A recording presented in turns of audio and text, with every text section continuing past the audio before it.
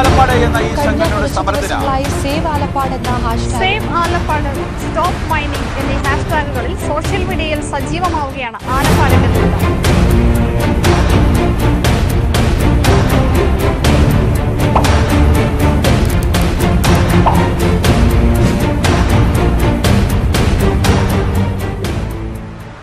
നമസ്കാരം. കേരളം ഇന്ന് ആലപ്പാടിലാണ്. കേരളത്തിന്റെ മനസ്സ് ആലപ്പാടിനൊപ്പമാണ്. ഇത്രയും കാലം ഇവർ നടത്തിയ പോരാട്ടത്തെ ഇപ്പോൾ കേരളം ഏറ്റെടുത്തു. കാരണം ഇത് കേരളത്തിന് വേണ്ടിയുള്ള പോരാട്ടമാണെന്ന തിരിച്ചറിവാണ്.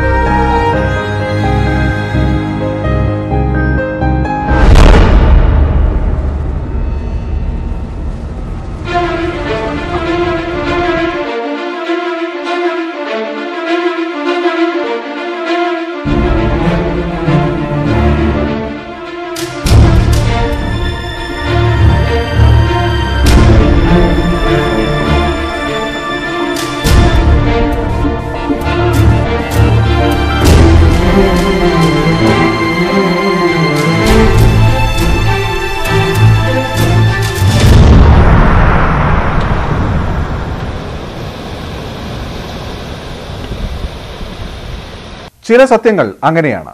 പല കാലം പല രീതിയിൽ മറയ്ക്കാൻ ശ്രമിച്ചാലും ഒരിക്കലത് അതിശക്തമായി പൊന്തി വരിക തന്നെ ചെയ്യും. മറയ്ക്കാൻ ശ്രമിച്ചവരെ മറുപടി പറയിപ്പിച്ചുകൊണ്ട്. ആലപ്പാട് ഇത്രയും കാലം എന്തൊക്കെയാണ് പൊതുബോധത്തിന് മുന്നിലെത്താതെ മറയ്ക്കപ്പെട്ടത്, മറച്ചു പിടിക്കപ്പെട്ടത്? ആദ്യം അതിൽ നിന്നും തുടങ്ങാം. അങ്ങനെ തുടങ്ങുമ്പോൾ നിയമലംഘനങ്ങളുടെ പട്ടികയിൽ നിന്ന് തുടങ്ങേണ്ടി വരും. പൊതുമേഖലാ സ്ഥാപനമാണ് ഇവിടെ ഖനനം നടത്തുന്നത്. സർക്കാരിന്റെ കീഴിലുള്ള നിയമപരമായി പ്രവർത്തിക്കേണ്ട ഒരു സ്ഥാപനം അങ്ങനെയാണോ ചെയ്യുന്നത്? ഇവര് നാഷണൽ മിനറൽ പോളിസി, പിന്നെ minerals and mines development and regulation act ഇത് ലംഘിച്ചിട്ടുണ്ട്. Mineral conservation and development rules, coastal regulation zone, the എൻവയൺമെന്റൽ protection act, the Kerala conservation paddy land and wetland act 2008, mining and geology ഡെവലപ്മെന്റിന്റെ മറ്റ് നിർദ്ദേശങ്ങൾ. കാരണം ഇവർ special കണ്ടീഷനോടുകൂടിയാണ് ഖനനാനുമതി കൊടുക്കുന്നത്. അങ്ങനെ കണ്ടീഷൻ തെറ്റിച്ച് ഖനനം ചെയ്ത് കഴിഞ്ഞാൽ അത് പിഴയടയ്ക്കണമെന്നാണ്. അതിന് ഇവരെ ഉദ്യോഗസ്ഥന്മാരെ ശിക്ഷിക്കണമെന്നാണ് നിയമം. ഖനനം ചെയ്തെടുക്കുന്ന ധാതുമണലിന് പകരം മണ്ണിട്ട് പ്രദേശം നികത്തണം. എന്നാൽ 1965 മുതൽ ഖനനം നടക്കുന്ന ആലപ്പാട് IRE മണ്ണിട്ട് നികത്തിയിട്ടില്ല. 20,000 ഏക്കറോളം വരുന്ന പ്രദേശത്ത് കടൽ കയറി. ഇത് മാത്രമല്ല IRE ആലപ്പാട് പ്രദേശത്തോട് ചെയ്തത്. കടൽ, കായൽ എന്നിവയുടെ തീരത്ത് ഖനനത്തിന് നിശ്ചിത അകലം പാലിക്കണം എന്നത് തീരദേശ പരിപാലന നിയമത്തിലെ വ്യവസ്ഥയാണ്. ഇത് മറികടന്നും IRE ഖനനം നടത്തിയെന്ന് ആരോപിക്കപ്പെടുന്നു. 2006 നാലാം നമ്പർ ഖനന ബ്ലോക്കിൽ 40.56 ഹെക്ടർ പരിസ്ഥിതി അനുമതി കിട്ടാതെ ഇപ്പോൾ ഖനനം ചെയ്തുകൊണ്ടിരിക്കുന്നതാണ് അവിടെ കാണുന്നത്. നമ്മളാ കുഴിച്ചിട്ടവർ അവിടെ ഒന്നും പരിസ്ഥിതി അനുമതി കിട്ടിയ ഖനനമല്ല. ഇവർ പെട്ടെന്ന് നികത്തുന്ന ആ പരിസ്ഥിതി അനുമതി കിട്ടാത്ത സ്ഥലമായതുകൊണ്ടാണ് പെട്ടെന്ന് നികത്താൻ ശ്രമിക്കുന്നത്. ഇനിയിപ്പോൾ സമരത്തിൻ്റെയൊക്കെ പശ്ചാത്തലത്തിൽ അത് ഒത്തിരി പേര് വന്ന് കാണുമെന്നുള്ളതാണ്. പിന്നെ 14/3/2017 കേന്ദ്ര വനം പരിസ്ഥിതി മന്ത്രാലയത്തിൻ്റെ വിജ്ഞാനപ്രകാരം ഇതുപോലുള്ള പ്രവൃത്തി നടത്തിയാൽ 200% പിഴ ഈ നടത്തുന്നവരാരാണെങ്കിലും അവർ സർക്കാരിലേക്ക് അടയ്ക്കണമെന്നാണ് നിയമം എന്ന് പറയുന്നത്. അപ്പോൾ ഇവിടെ ഇതൊന്നും പാലിച്ചിട്ടില്ല. പിന്നെ 2006 EIA വിജ്ഞാപനത്തിലും ഇത് പറയുന്നുണ്ട്. സുപ്രീം കോടതിയുടെ കോമൺ കേസ് ജഡ്ജ്മെൻറ്റ് പ്രകാരം ഇത് ക്രിമിനൽ കുറ്റമാണ്. അത് ക്രിമിനൽ കുറ്റം എന്ന് പറഞ്ഞാൽ ഇതിന് ഉത്തരവാദികളായവരെ ശിക്ഷിക്കേണ്ടതാണ്. അത് ചെയ്തിരുന്നെങ്കിൽ ഇതുപോലുള്ള പ്രവൃത്തികൾ ഈ ഒരു സമൂഹത്തിനോടും കാണിക്കാൻ ആരും ധൈര്യപ്പെടില്ലായിരുന്നു എന്നുള്ളതാണ് നമുക്ക് കാര്യത്തിൽ അറിയാവുന്നത്. എന്തുകൊണ്ടാണ് ഈ ഒരു ജനസമൂഹത്തിന് നേരെ ഇത്രയും നിയമലംഘനങ്ങൾ, അതിക്രമങ്ങൾ ഉണ്ടായത്? അവർ തന്നെ പറയുന്നു. ഇതൊന്നും ഈ രാജ്യത്ത് നടക്കാത്തത് ഈ സമൂഹത്തിൻ്റെ പ്രശ്നം കൊണ്ടാണ്. സമൂഹം പാർശ്വവൽക്കൃത സമൂഹമായതുകൊണ്ട് രാഷ്ട്രീയ അധികാരങ്ങൾ കൈവശമില്ലാത്ത അല്ലെങ്കിൽ ഇടപെടാനുള്ള ശേഷിയില്ലാത്തൊരു സമൂഹമായതുകൊണ്ടാണ് ഇതിവിടെ നടന്നത്. മറ്റ് സംഘടിത സമൂഹങ്ങൾക്കിടയിൽ നടക്കത്തുള്ളതിന് ഏറ്റവും വലിയ തെളിവാണ് അയണി വേലിക്കുളങ്ങരയിലേക്ക് ഖനനം കടന്നപ്പോൾ അവിടെ എല്ലാ രാഷ്ട്രീയ സംവിധാനങ്ങളും എത്തി. അവർക്ക് വേണ്ടി ആ നഗരസഭ വന്നു, MLA വന്നു, അവിടുത്തെ മുഴുവൻ സർവ്വരാഷ്ട്രീയ പ്രസ്ഥാനങ്ങളും വന്നിട്ട് ഇവിടെ തൊടാൻ അനുവദിക്കത്തില്ല എന്ന് പറഞ്ഞു. കാരണം ഖനനത്തിൻ്റെ ഭീകരതയെക്കുറിച്ച് അവർക്ക് നല്ല ബോധ്യമുണ്ട്. IREയുടെ നിരന്തര നിയമലംഘനങ്ങളാണ് ആലപ്പാട് എന്ന പ്രദേശത്തെ മരണാസന്നമാക്കിയത് എന്നാണ് പൊതുവിലയിരുത്തൽ. ഈ നിയമലംഘനങ്ങളിൽ മേൽ എന്ത് നടപടി സ്വീകരിക്കുമോ അതുതന്നെയാവും ആലപ്പാടിന് ജീവൻ നിലനിർത്താനുള്ള പരിഹാരവും. ജനങ്ങളോട് ഉത്തരവാദിത്തം കാണിക്കാത്ത ഖനനം തകർത്തു കളഞ്ഞ ഒരു തീരഗ്രാമത്തിന്റെയും അവിടുത്തെ മനുഷ്യരുടെയും വാക്കുകളിലേക്കാണിനി. സ്വന്തം നാടിന്റെ ദുരവസ്ഥയെക്കുറിച്ച് അവർ തന്നെ പറയുന്നു. ഞാൻ സുനിൽ ശാന്തി, എൻ്റെ ജോലി പൂജാരിയാണ്. ഈ കാണുന്ന ഈ പ്രദേശമാണ് ഞാൻ താമസിച്ചിരുന്ന വീട്. വളരെ മനോഹരമായി ഞങ്ങൾ 4 മക്കളോടുകൂടി താമസിച്ചിരുന്ന ഭവനമാണ്. അശാസ്ത്രീയമായിട്ടുള്ള മണലെടുപ്പ് മൂലം ഞങ്ങളുടെ വീട് ഇടിഞ്ഞു വീഴുകയും അതിൻ്റെ അവശിഷ്ടങ്ങൾ അവിടെ കിടപ്പുണ്ട്. ഈ സർക്കാരിൻ്റെ അതുപോലെ തന്നെ കുത്തക ഭീമന്മാരായിരിക്കുന്ന IREയുടെയും അശാസ്ത്രീയമായിട്ടുള്ള മണലെടുപ്പ് മൂലം ഉണ്ടായിരിക്കുന്ന തീവ്രഫലത്തിൻ്റെ ഫലമായിട്ടാണ് ഇന്ന് ഈ കാണുന്ന ഈ പ്രദേശത്തിൻ്റെ ഇന്നത്തെ അവസ്ഥ. വളരെ സമുദ്രനിരപ്പിൽ നിന്നും വളരെ ഉയർന്ന പ്രതലമായിരുന്നു ഈ പ്രദേശം. വളരെ അധികം ജനസാന്ദ്രത ഉണ്ടായിരുന്ന ഈ ഭൂമി പിൽക്കാലത്ത് വെറും നാശോന്മുഖമായി പോവുകയും ഇവിടുത്തുള്ള ജനങ്ങളെ ഭൂമിയും കിടപ്പാടും നഷ്ടപ്പെട്ട് പലായനം ചെയ്ത് അന്യനാടുകളിലേക്ക് പോയി വസിക്കേണ്ട ഒരു അവസ്ഥ വന്നിരിക്കുകയാണ്.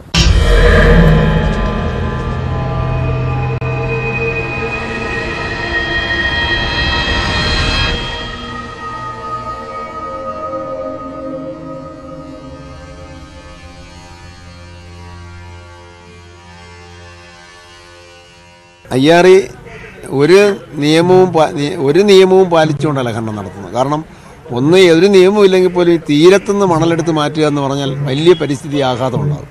തീരമെന്ന് പറയുന്നത് വലിയ ജൈവ സാങ്കേതികത്വങ്ങളൊരു മേഖലയാണ്. നിരവധി ജൈവ വൈവിധ്യങ്ങളുണ്ട്. കടലാമ ഉൾപ്പെടെ നിരവധി ജീവികളുടെ പ്രജനന കേന്ദ്രമാണ് തീരം. ആ തീരമാണ് ഇവിടെ തകർത്തുകൊണ്ടിരുന്നത്.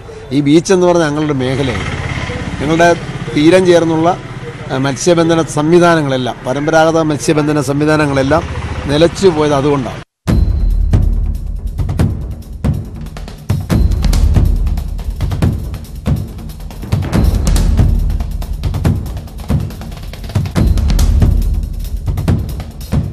എൻ്റെ പേര് അനുദാസ് എന്നാണ്. എൻ്റെ സ്ഥലം പണ്ടാരത്തുരുത്താണ്. ഖനന മേഖലയുമായി അടുത്തേക്കുന്ന പ്രദേശം ഗ്രാമമാണ്. ഇപ്പോൾ ഖനനം പണ്ടാരത്തുരുത്തിലേക്ക് കടന്നിട്ടുണ്ട്. ആ പ്രദേശത്ത് യാതൊരുവിധ അനുമതിയും ഇല്ലാതെയാണ്, പാരിസ്ഥിതിക അനുമതി ഇല്ലാതെ ഇവിടെ ഖനനം. സീ വാഷിംഗ് എന്ന് പറയുന്ന ആ ഖനനത്തിലൂടെ ഇവിടുത്തെ ആലപ്പാടിൻ്റെ ഏകദേശം 82 ചതുരശ്ര കിലോമീറ്ററുള്ള ഭാഗം നഷ്ടപ്പെട്ടിട്ടുണ്ടായി. ഇന്ന് 7 ചതുരശ്ര കിലോമീറ്റർ ആണ് ഈ ആലപ്പാടിൻ്റെ ഭൂവിസ്തൃതി. അതായത് ഇപ്പോൾ ഞാൻ നിൽക്കുന്നതിൻ്റെ തൊട്ടപ്പുറത്ത് കടലാണ്. ഈ സ്ഥലത്ത് നിന്ന് ഏകദേശം 3.5 കിലോമീറ്ററോളം ഞങ്ങൾക്ക് വീതിയിൽ സ്ഥലമുണ്ടായിരുന്നു. ആ സ്ഥലമാണ് നഷ്ടപ്പെട്ടത്. അതായത് തൊട്ടടുത്ത TS കനാലാണുള്ളത്. ഈ TS കനാലും ഈ പറയുന്ന അറബിക്കടലും തമ്മിലുള്ള വീതി എന്ന് പറഞ്ഞാൽ ഇന്ന് 50 മീറ്റർ ആയിട്ടാണ് ചുരുങ്ങിയിരിക്കുന്നത്. പലയിടത്തും അത് 20 മീറ്ററാണ്. ഖനന മേഖലയിലെല്ലാം 20 മീറ്റർ ആയിട്ടാണ് ചുരുങ്ങിയിരിക്കുന്നത്. അപ്പോൾ ഇന്ന് ഇവിടെ അധിവസിക്കുന്ന പറഞ്ഞാൽ 5000 കുടുംബങ്ങൾ ഇവിടെ അധിവസിക്കുന്നുണ്ട്. തികച്ചും ഈ പറയുന്ന പോലെ മത്സ്യബന്ധനമാണ് അവരുടെ ഉപജീവന മാർഗം. ഈ മത്സ്യത്തൊഴിലാളികൾക്ക് ഇന്നിവിടെ ജീവിക്കാൻ പറ്റാത്ത അവസ്ഥയാണ് ഉണ്ടാക്കിയിരിക്കുന്നത്. കാരണം 1911 മുന്നേ ഈ പറയുന്ന പോലെ 65 ഖനനം തുടങ്ങുന്നതിന് മുന്നേ ഞങ്ങളുടെ സ്ഥലമെന്ന് പറയുന്നത് വളരെ വിഭവസമൃദ്ധമായ സ്ഥലമായിരുന്നു. ഇവിടെ 2 പാടങ്ങളുണ്ടായിരുന്നു. മൂക്കുമ്പുഴ പാടവും അതുപോലെ തന്നെ പനക്കട പാടവും. ഈ 2 പാടകൾ ഇന്ന് അപ്രത്യക്ഷമായിരിക്കുകയാണ്. അതുപോലെ തന്നെ തെങ്ങുകൾ, നല്ല നാളികേരം ലഭിക്കുന്ന തെങ്ങുകളുണ്ട്. ആ തെങ്ങുകളെല്ലാം ഇന്ന് കടലെടുത്ത് പോയിരിക്കുകയാണ്. മാത്രമല്ല സ്വാഭാവികമായിട്ടുള്ള ഈ കരിമണ്ണുകൾ വെച്ചിട്ടുള്ള മലകളുണ്ടായിരുന്നു. ആ മലകൾ വരെ ഇടിച്ചു കൊണ്ടുപോയിട്ടാണ് IRE ഇവിടെ ഖനനം ചെയ്തിട്ടുള്ളത്. എന്തെന്ന് വെച്ചാൽ ഈ കരിമണലിന്റെ പ്രത്യേകത എന്ന് വെച്ചാൽ ബൈൻഡിങ് ഫോഴ്സ് കൂടുതലുള്ള ഈ കരിമണൽ കടലിനെ സ്വാഭാവികമായിട്ട് തടയാനുള്ള ഒരു പ്രകൃതിദത്തമായ സ്വഭാവം ഉണ്ടായിരുന്നു. അതെല്ലാം നഷ്ടപ്പെടുത്തിക്കൊണ്ട് ഇന്ന് ആലപ്പാടിലെ ജനത വളരെ കഷ്ടത അനുഭവിക്കുകയും അവർ ഭീതിയിലുമാണ്. പക്ഷേ ജനിച്ച മണ്ണിൽ ജീവിക്കാനുള്ള അവകാശമാണ് ഞങ്ങൾ ചോദിക്കുന്നത്. ഭരണഘടനാപരമായിട്ടുള്ള അവകാശങ്ങൾ നിഷേധിക്കുകയാണ് ഞങ്ങൾക്ക്. അതായത് വെറ്റ്ലാൻഡ് നിയമങ്ങൾ ഇവിടെ ഇല്ല, പാഡി ലാൻഡ് നിയമങ്ങൾ ഇവിടെയില്ല. അതുപോലെ തന്നെ CRZ പോലെയുള്ള നിയമങ്ങൾ കാറ്റിപ്പറത്തിക്കൊണ്ട് എന്തിനു പറയുന്നു, നിയമസഭയുടെ ഒരു അന്വേഷണ കമ്മീഷൻ ഉണ്ടായി, 14ാം നിയമസഭയിൽ അന്വേഷണ കമ്മീഷൻ ഉണ്ടായി. ആ കമ്മീഷൻ പറഞ്ഞിരിക്കുന്നത് ഇവിടെ ഖനനം ഇനി പാടില്ല എന്നുള്ളതാണ്. ആ ഖനനം ആ റിപ്പോർട്ട് പോലും അട്ടിമറിച്ചുകൊണ്ട് ഇവിടെ അനുമതി ലഭിക്കാത്ത ഖനനമാണ് ഇപ്പോൾ നടന്നുകൊണ്ടിരിക്കുന്നത്. അതായത് IR നടത്തുന്ന പാരിസ്ഥിതി അനുമതി പോലും ലഭിക്കാത്ത സ്ഥലങ്ങളിൽ ഈ ഖനനം നടത്തുമ്പോൾ ഇവിടെ അതിജീവിക്കുന്ന ഇവിടത്തെ ജനങ്ങൾ എന്ത് ചെയ്യണം? അവർക്ക് ജീവിക്കാനുള്ള അവകാശമില്ലേ? അപ്പോൾ അതിനെ നമ്മൾ ചോദ്യം ചെയ്യുന്നു. എന്തിന്റെ അടിസ്ഥാനത്തിൽ? ഈ റിപ്പോർട്ടുകളുടെ അടിസ്ഥാനത്തിൽ. ഇത് നിയമമല്ലേ, ഇത് ഭരണഘടന അനുശാസിക്കുന്നല്ലേ ചോദിക്കുമ്പോൾ, അങ്ങനെ ചൂഷണത്തിനെതിരെ ചോദിക്കുമ്പോൾ അത് എന്റെ മൗലിക അവകാശമാണ്, ഇവിടെ ജനങ്ങളുടെ മൗലിക അവകാശമാണ്. അത് ചോദിക്കുമ്പോൾ അവർക്കെതിരെ കേസുകളും അവർക്ക് ഈ പറയുന്ന പോലെ അടിച്ചമർത്തലാണ് അനുഭവപ്പെടുന്നത്. ഒരു ജനകീയ സമരം, പ്രത്യേകിച്ച് യാതൊരു കൊടിയുടെ നിറവുമില്ലാതെ, യാതൊരു പാർട്ടിയുടെ പിന്തുണയുമില്ലാതെ മുന്നേറുമ്പോൾ, ആ സമരത്തിൽ വലിയ തോതിൽ ജനപിന്തുണ കിട്ടുമ്പോൾ വിമർശനങ്ങളും സംശയത്തിന്റെ മുൾമുനകളും ഉയരുന്നത് പതിവാണ്. കടലാക്രമണ സാധ്യത ആലപ്പാട് പൊതുവെ കൂടുതലാണ്. തീർച്ചയായിട്ടും അവിടെ 2 രൂപത്തിലുള്ള മൈനിങ് ആണുള്ളത്. ഒന്ന് ഡീപ് സാൻഡ് മൈനിങ്, ഒന്ന് സീ വാഷിംഗ്. കടലിൽ നിന്ന് തിരമാലയടിച്ച് കരയിലേക്ക് കൊണ്ടുവരുന്ന മണ്ണെടുക്കുന്നതാണ് സീ വാഷിംഗ്.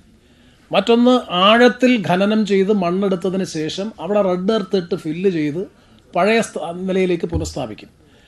ഞങ്ങളെല്ലാം അന്നും പറഞ്ഞിട്ടുള്ളതാണ്, ഈ ഡീപ് സാൻഡ് മൈനിങ് ആണ് സത്യത്തിൽ പാരിസ്ഥിതികമായി ഏറ്റവും സഹായകരമായിട്ടുള്ളത്. ബീച്ച് സാൻഡ് മൈനിങ് അല്ലെങ്കിൽ ബീച്ച് വാഷിംഗ് എന്ന് പറയുന്നത് പലപ്പോഴും പ്രശ്നങ്ങൾ ഉണ്ടാക്കിയിട്ടുണ്ട്. അതാണ് കര ഏറ്റവും കൂടുതൽ നഷ്ടപ്പെടുന്നതിന് ആധാരമായിട്ടുള്ള കാര്യം. ഈ ബീച്ച് സാൻഡ് വാഷിംഗ് നടത്തുന്നതിൻ്റെ ഭാഗമായിട്ടാണ്. അത് നിയന്ത്രിതമായി മാത്രമേ പാടുള്ളൂ എന്ന നിലപാട് തന്നെയാണ് ഞങ്ങളെല്ലാവരും സ്വീകരിച്ചിട്ടുള്ളത്. ഇപ്പോൾ ഈ കഴിഞ്ഞ ഒരാഴ്ചക്കാലമായിട്ടാണ് ഫിലിം സ്റ്റാർസ് ഉൾപ്പെടെയുള്ളവർ വന്നൊരു വലിയ മുന്നേറ്റമായി മാറുന്നത്. അതുകൊണ്ടാണ് ഞാൻ പറഞ്ഞ ആ മൂവ്മെൻറ്റിൻ്റെ ഭാഗമായിട്ടുള്ള സംഭവം എന്താണ്, പുതിയ സംഭവവികാസങ്ങൾ എന്താണ് എന്നതിനെ സംബന്ധിച്ച് കഴിഞ്ഞ 70 ദിവസമായി അവിടെ സമരം നടക്കുന്നു. അവർ നിവേദനമെല്ലാം ഞങ്ങൾക്ക് തന്നിട്ടുണ്ട്, അതിൻ്റെ വിഷയങ്ങൾ അറിയാം. പക്ഷേ ഈ അടുത്ത കാലത്ത് അത് കുറച്ചുകൂടി ജനശ്രദ്ധ ആകർഷിക്കുന്ന ഒരു സമരമായി മാറി. അതിന്റെ കാരണങ്ങളെ സംബന്ധിച്ചും അതിന്റെ കാര്യത്തെ സംബന്ധിച്ചും അറിയില്ല. രാഷ്ട്രീയ പാർട്ടികളോ നേതാക്കളോ ആരും തന്നെ സമരം ഇത്രയും ശക്തമായതിനു ശേഷം കൃത്യമായ നിലപാട് ഈ വിഷയത്തിൽ പറഞ്ഞിട്ടില്ല. അവിടെയും ഇവിടെയും തൊടാതെയുള്ള മറുപടികൾക്കിടയിലും ചില സംശയങ്ങൾ അവർ ഒളിപ്പിച്ചു വെക്കുന്നു. ആ പ്രശ്നത്തിന്റെ വിശദാംശങ്ങളെ സംബന്ധിച്ച് എനിക്ക് വ്യക്തമായിട്ട് അറിയില്ല. ഈ കഴിഞ്ഞ ദിവസങ്ങളിലാണ് വലിയ തോതിലുള്ള സമൂഹ മാധ്യമങ്ങളിൽ അതുമായി ബന്ധപ്പെട്ട വിഷയം. പ്രശ്നം എനിക്കറിയാം, ഞങ്ങൾക്കെല്ലാം നല്ലതുപോലെ അറിയുന്ന പ്രശ്നമാണ്. ആലപ്പാട് മേഖലയിലെ തീരദേശ കരിമണൽ ഖനനവുമായി ബന്ധപ്പെട്ട പ്രശ്നമാണ്. അവിടെ ഇപ്പോൾ കരിമണൽ ഖനനം നടത്തുന്നത് കേന്ദ്ര പൊതുമേഖലാ സ്ഥാപനമായിട്ടുള്ള ഇന്ത്യൻ റെയർ എർത്ത് ലിമിറ്റഡ് ആണ് അവിടെ കരിമണൽ ഖനനം നടത്തുന്നത്. ആ കരിമണൽ ഖനനത്തിനെതിരായിട്ടുള്ള ഒരു മൂവ്മെൻറ്റിൻ്റെ, ജനകീയ മൂവ്മെൻറ്റിൻ്റെ ഭാഗമായിട്ടാണ് ഈ കാര്യങ്ങളൊക്കെ വരുന്നത്. തീർച്ചയായിട്ടും ആ പ്രശ്നങ്ങൾ പരിശോധിക്കേണ്ടതാണ്. അതിൻ്റെ നിജസ്ഥിതി എന്താണെന്ന് അറിയേണ്ടതാണ്. അതിൻ്റെ ഇപ്പോൾ ഉണ്ടായിട്ടുള്ള ഈ മുന്നേറ്റത്തിന് ആധാരമായിട്ടുള്ള കാര്യങ്ങളെ സംബന്ധിച്ച് എനിക്കറിയില്ല. അതുകൊണ്ട് ഇപ്പോൾ അത് വ്യക്തമായി പ്രതികരിക്കാൻ കഴിയില്ല. വളരെ മുമ്പേ തന്നെ ഇപ്പോൾ അവിടെ നടത്തുന്നത് ഒരു പൊതുമേഖലാ സ്ഥാപനമാണ്. അനധികൃതമായിട്ടുള്ള കരിമണൽ കടത്തൊക്കെ തന്നെ അതിശക്തമായ നിലയിൽ തടഞ്ഞിട്ടുണ്ട്. മാത്രവുമല്ല, കരിമണലുമായി ബന്ധപ്പെട്ട ധാതുമൂലകങ്ങളുടെ വിപണനം പൊതുമേഖലയിലായിരിക്കണമെന്ന നിർബന്ധിതമായിട്ടുള്ള ഒരു ഉത്തരവ് ഈ അടുത്ത കാലത്തുണ്ടായിട്ടുണ്ട്. ആ ഉത്തരവ് വളരെ പ്രസക്തമാണ്. നേരത്തെ ഇത് ഡയല്യൂട്ട് ചെയ്തിരുന്നു. സ്വകാര്യ മേഖലയ്ക്ക് ആകാം, വിപണനത്തിൻ്റെ കാര്യത്തിൽ സ്വകാര്യ മേഖലയ്ക്ക് ആകാമെന്നുള്ളൊരു നിലപാടുണ്ടായിരുന്നു. ഇപ്പോൾ കർശനമായിട്ടുള്ളൊരു ഉത്തരവ് വിപണനത്തിൻ്റെ കാര്യത്തിലും പൊതുമേഖലയിൽ പൂർണ്ണമായും നിക്ഷിപ്തമാണ് കരിമണൽ ഖനനം. തീർച്ചയായിട്ടും പ്രദേശവാസികളുടെ ആശങ്ക ദൂരീകരിക്കേണ്ടതാണ്. പ്രദേശവാസികളുമായിട്ട് അവിടുത്തെ പൊതുമേഖലാ സ്ഥാപനം നിരന്തരമായി ഈ കാര്യത്തിൽ ചർച്ച ചെയ്യുന്നുണ്ട്.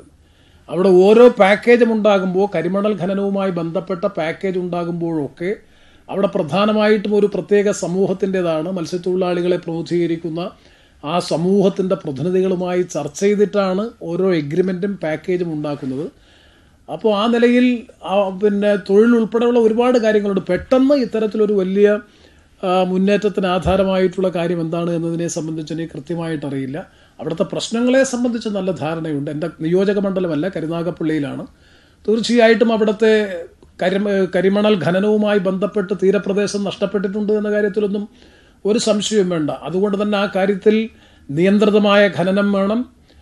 അതുപോലെ തന്നെ അവിടെ കടലാക്രമണത്തെ പ്രതിരോധിക്കുന്നതിന് IRE തന്നെ മുൻകൈ എടുത്തുകൊണ്ട് കടൽ ഭിത്തി നിർമ്മിച്ച് തീരം സംരക്ഷിക്കണം.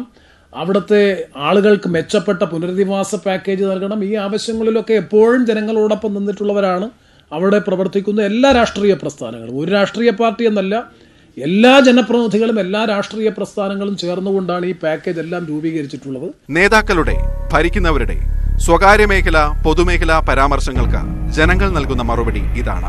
ഞങ്ങൾക്ക് ഇവിടെ ഭരണപക്ഷമെന്നോ പ്രതിപക്ഷമെന്നോ അല്ലെങ്കിൽ രാഷ്ട്രീയക്കാരോ ഒന്നും ഞങ്ങളെ സഹായിക്കുന്നില്ല. അവരെല്ലാം ഇവിടെ ഒറ്റക്കെട്ടാണ്. ഈ ജനം ഇന്ന് അതിജീവനത്തിന് വേണ്ടി ജീവിക്കാനുള്ള ഒരു തത്രപ്പാടിലാണ്. അപ്പോൾ സമരം എന്തിനാണെന്നുള്ളതാണ്.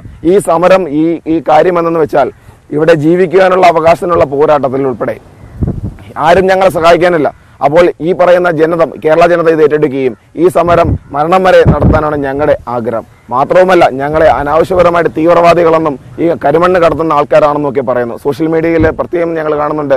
400-500 രൂപയ്ക്ക് മണ്ണ് വെക്കുകയും അതുപോലുള്ള മറ്റുള്ള സമ്പത്തിന് വേണ്ടിയാണ് ഞങ്ങൾ ചെയ്യുന്നത് പറഞ്ഞത്. ഞങ്ങളുടെ സ്ലോഗൻ തന്നെ, ഞങ്ങളുടെ മുദ്രാവാക്യം തന്നെ സ്റ്റോപ്പ് മൈനിങ് എന്നാണ്. കാരണം ഈ 50 മീറ്ററുള്ള ഈ പ്രദേശത്തിന് ഞങ്ങൾക്ക് ജീവിക്കണം. ഞങ്ങൾ ജനിച്ച മണ്ണാണ്, ഞങ്ങളുടെ ക്ഷേത്രങ്ങളാണിത്.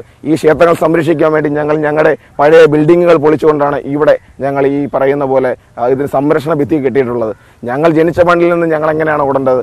ഈ പറയുന്ന പോലെ ഒരു സർക്കാർ ഈ സ്വകാര്യ മേഖല സഹായിക്കാനാണെങ്കിൽ ഇവിടെ സർക്കാരിന്റെ ലൈസൻസുകൾ വേണം. അപ്പോൾ ഞങ്ങൾ സ്വകാര്യ മേഖല സഹായിക്കാനാണെങ്കിൽ ഈ പറയുന്ന പോലെ ഇത് സമ്മാനം നടത്തേണ്ട ആവശ്യമില്ല. ഈ പറയുന്ന പോലെ കോടിക്കണക്കിന് രൂപയുള്ള ഈ മണ്ണുകൾ കൊണ്ടുപോയിക്കൊണ്ട് ഞങ്ങളെ ഇവിടുന്ന് പറിച്ചു നടാനാണ് ഈ സർക്കാർ ഉദ്ദേശിക്കുന്നത്. കാരണം ഞങ്ങളുടെ മത്സ്യസമ്പത്ത് ഇല്ലാതായി. രാത്രി കാലങ്ങളിൽ നിങ്ങൾ ഇവിടെ വന്ന് നോക്കിയാൽ കടലിന്റെ നിറമെന്ന് പറയുന്നത് കടും ചുവപ്പ് നിറമാണ്. കെമിക്കലുകൾ ഒഴുക്കിക്കൊണ്ട് ഞങ്ങൾ പരമ്പരാഗത മത്സ്യത്തൊഴിലാളികളാണ്. ഞങ്ങൾക്ക് ഈ പറയുന്ന പോലെ വലിയ കപ്പലുകൾ പോകുന്ന പോലെ ഞങ്ങൾക്ക് ആഴക്കടലിലേക്ക് പോകാൻ പറ്റത്തില്ല. ഞങ്ങൾ ഈ പറയുന്ന പോലെ തീരമേഖലകളിലുള്ള മത്സ്യബന്ധനമാണ്. അവിടെ മത്സ്യമില്ല. അപ്പോൾ ഞാൻ ചോദിക്കുന്ന, ആവാസ വ്യവസ്ഥയിൽ ജീവിക്കാൻ ആഹാരവും വെള്ളവും മറ്റുള്ളവ ഇല്ലാതെ വരുമ്പോൾ ഞങ്ങൾ സ്വാഭാവികമായിട്ട് പറിച്ചെറിയപ്പെടും. അങ്ങനെയുള്ള കോർപ്പറേറ്റ് ബുദ്ധികളാണ് ഇപ്പോൾ ഇവിടെ ഉപയോഗിക്കുന്നത്. പൊതുമേഖലയുടെ സംരക്ഷണം, നാടിന്റെ സമ്പദ് വ്യവസ്ഥ എന്നൊക്കെ ഭരിക്കുന്നവർ പറയുമ്പോഴും അതിനപ്പുറവും ചിലതുണ്ട്. അത് അനുഭവിക്കുന്ന മനുഷ്യരുടെ അവസ്ഥയാണ്. ഒരു നാടിന്റെ ജീവിതമാണ്. അവരെന്ത് നേടി, അവർക്കെന്ത് കിട്ടി എന്ന ചരിത്രം. ഇത് പൊതുമേഖലാ സ്ഥാപനത്തിന് വേണ്ടിയാണ് ഈ ഖനനം എന്നാണ് പറയുന്നതെങ്കിൽ യഥാർത്ഥത്തിൽ എത്ര വലിയ പൊതുമേഖലയാണെങ്കിലും ജനങ്ങൾക്ക് ജീവിക്കാൻ കഴിയാത്ത വിധത്തിലുള്ള പ്രവർത്തനം വന്നാൽ അത് നിർത്തിവെക്കുക തന്നെ വേണം. ഇവിടെ ആവശ്യപ്പെടുന്ന അതാണ്. ഇനി ഇത് പൊതുമേഖലയ്ക്ക് വേണ്ടിയാണ് ഖനനം നടത്തുന്നതെന്ന് പറഞ്ഞാലും പൊതുമേഖലയ്ക്ക് ഇതുകൊണ്ട് എന്ത് ഗുണമുണ്ട്, എത്ര കാലത്തേക്കുണ്ട് എന്ന ചോദ്യമുണ്ട്. ഇവിടെ ഖനനം ചെയ്യുന്ന മിനറൽ സാൻഡിൻ്റെ നല്ലൊരു ഭാഗം കള്ളക്കടത്തായോ അല്ലാതെയോ കേരളത്തിന് പുറത്തോ കേരളത്തിന് ഈ കരുനാഗപ്പള്ളിക്ക് പുറത്തോ ഉള്ള സ്ഥലങ്ങളിലേക്ക് പോവുകയാണ്. കൊച്ചിയിലും കന്യാകുമാരിയിലുമുള്ള ചില കമ്പനികൾക്കാണ് പോകുന്നത് എന്ന് പറയുന്നു. അങ്ങനെയെങ്കിൽ ഇത് ഈ പ്രദേശത്ത് നശിപ്പിക്കുന്നതാണ്. മാത്രമല്ല ഇവിടെ നിന്ന് എടുക്കുന്ന ഇൽമനൈറ്റ് സംസ്കരിച്ച് കിട്ടുന്നതിൻ്റെ മൂല്യം വളരെ ചെറിയൊരു മൂല്യം മാത്രമാണ് കേരളത്തിൽ നിൽക്കുന്നത്. കാരണം ഇതിൻ്റെ റൂട്ടയിലാക്കി ഇത് കയറ്റുമതി ചെയ്യാണ്. ടൈറ്റാനിയം എന്ന് പറയുന്ന വളരെ വിലയേറിയ ലോഹമുണ്ടാക്കുന്നത് പുറത്താണ്. എന്ന് പറഞ്ഞാൽ ഇതിൻ്റെ മൂല്യവർദ്ധനവിൻ്റെ ഏറ്റവും വലിയ ലാഭം കിട്ടുന്നത് പുറത്താണ്. ഇവിടെ പൊതുമേഖല എന്ന പേരിൽ ഇത് സംരക്ഷിക്കുന്നതിന് ഒരേ ഒരു കാരണം ഇത്തരം സ്ഥാപനങ്ങൾ നടത്തുന്നതിൽ അഴിമതിയും ഈ ഖനനത്തിൽ അഴിമതിയും ഇതുപോലെ നിരവധി മറ്റ് അഴിമതികളും ഇക്കാര്യത്തിലുണ്ട്. അതുകൊണ്ട് ഇവിടുത്തെ മുഖ്യധാര രാഷ്ട്രീയ കക്ഷികൾ, പ്രതിപക്ഷങ്ങൾ ഒക്കെ തന്നെ ഇതിൻ്റെ കൂടെയാണ്. ജനിച്ച മണ്ണിൽ ജീവിക്കാനുള്ള അവകാശം, അതുമാത്രമാണ് സമരക്കാർ ഇതുവരെ മുന്നോട്ട് വയ്ക്കുന്നത്. കൺമുന്നിൽ വെച്ച് സ്വന്തം നാട് കാണെ കടലെടുക്കുമ്പോൾ പിന്നെ ഇവരെന്ത് ചെയ്യണം? സത്യങ്ങൾ എത്ര ഉച്ചത്തിൽ പറഞ്ഞാലും കേൾക്കേണ്ടവർ കേൾക്കാതിരുന്നാൽ പിന്നെ പോരാടുകയല്ലാതെ മറ്റു വഴിയില്ല.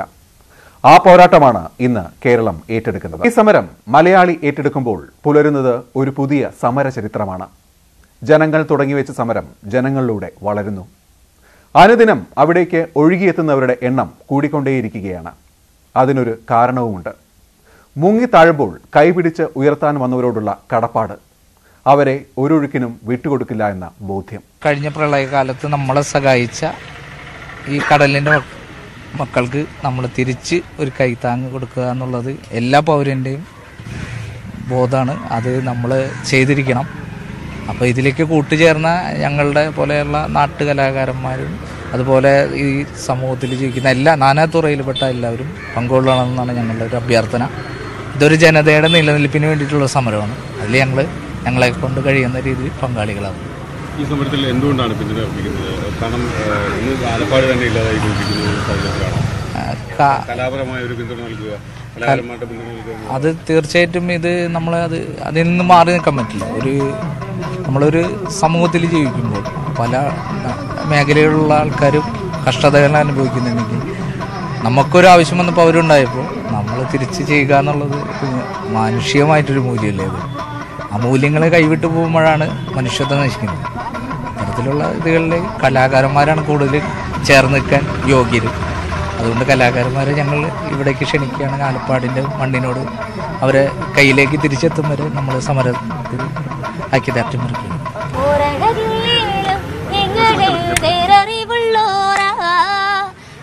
കറുത്താലും എങ്ങടെ ഉള്ളു വെളുത്തിട്ട പോരഴകില്ലേലും എങ്ങള് നേരറിവുള്ളോരാ. മിനി കറുത്താലും എങ്ങടെ ഉള്ളു വെളുത്തിട്ട വിത്ത് വിതച്ചോരാ വിളവിനു കാവലിരുന്നോരാ. കറ്റമതിച്ചോരാ ഒരു പിടി വറ്റു കൊതിച്ചോരാ. പുറമെല്ലേലും എങ്ങള് നേരറിവുള്ളോരാ. മിനി കറുത്താലും എങ്ങളെ ഉള്ളു വെളുത്തിട്ട കണ്ണീർ പൂന്തിറയിൽ കനവിൻ തോണി തുഴഞ്ഞോരാ. കണ്ണീർ പൂന്തിറയിൽ കനവിൻ തോണി തുഴഞ്ഞോരാ. ചാകരക്കോളു കണ്ടാഴിച്ചുഴികളെ നീന്തി ജയിച്ചോരാ. ചാകരക്കോളു കണ്ടാഴിച്ചുഴികളെ നീന്തി ജയിച്ചോരാ. മോറഴകില്ലേലും എങ്ങള് നേരറിവുള്ളോരാ. മിനി കറുത്താലും എങ്ങളെ ഉള്ളു വെളുത്തിട്ട നേരിനു നേരുവഴി ഇനി മുതൽ പോരിനു പോരു വഴി. നേരിനു നേരുവഴി ഇനി മുതൽ പോരിനു പോരു വഴി. പോയതിനും മേൽ നേടിയെടുക്കാൻ ഞങ്ങള് കണ്ട വഴി. പോയതിനും മേൽ നേടിയെടുക്കാൻ ഞങ്ങള് കണ്ട വഴി. മോറഴകില്ലേലും എങ്ങള് നേരറിവുള്ളോരാ. മിനി കറുത്താലും എങ്ങളെ ഉള്ളു വെളുത്തിട്ട മോറഴകില്ലേലും എങ്ങള് നേരറിവുള്ളോരാ.